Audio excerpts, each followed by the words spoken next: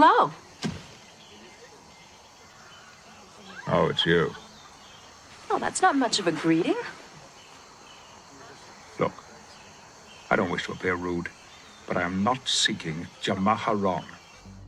In order to get a resort world, the first thing you'll need is the rare technology Resort Worlds, which unlocks the decision to create a resort world.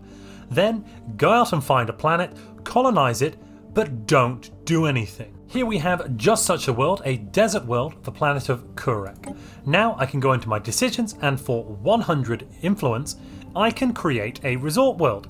Let's see what that does. Well, first off, it completely disables all of my regular districts. That's a bit of a pain.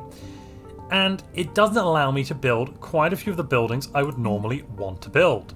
Once you have created a resort world, it's important to know that that is it. You can never create a second, a third, or a fourth resort world, as you can only have one resort world per empire. And you do also have to have a planet size of equal to or greater than 15 to set up this resort world. Resort worlds are going to give you a nice 15% bonus to amenities on all of your planets, which is something that's rather useful. And it's going to increase the immigration pull on all of your worlds by 15% as well. You will get the resort administration on the resort world, which comes with an administrator job and an entertainer job. So this planet is producing a small amount of unity. The buildings on your resort world are rather limited. As I've said, none of the resource producing buildings are there.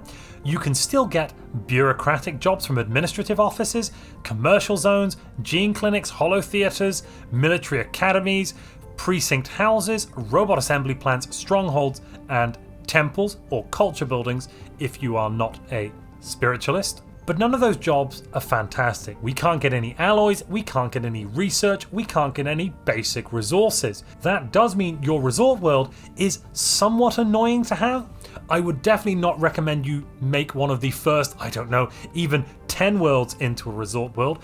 This is something definitely for the mid to late game, as it is something you're going to want to put out there just to help balance amenities on all your other planets which have very high populations. At high populations, that 15% bonus becomes really very useful.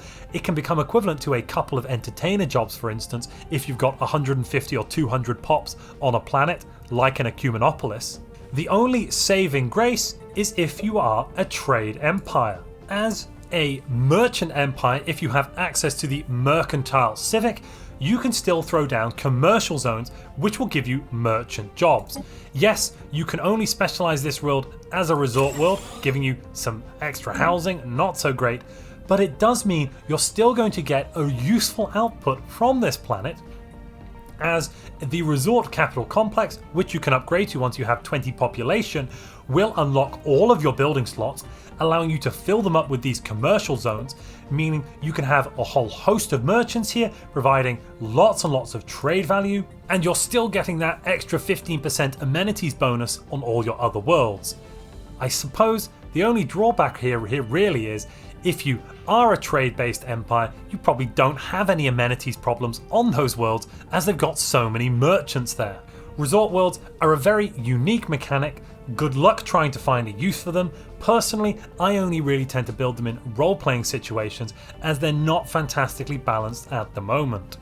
If you'd like to get your pops back to work, and you'd like to maximize the resource outputs on your rural worlds instead of sending them on aimless holidays on resort worlds, click the video on screen now.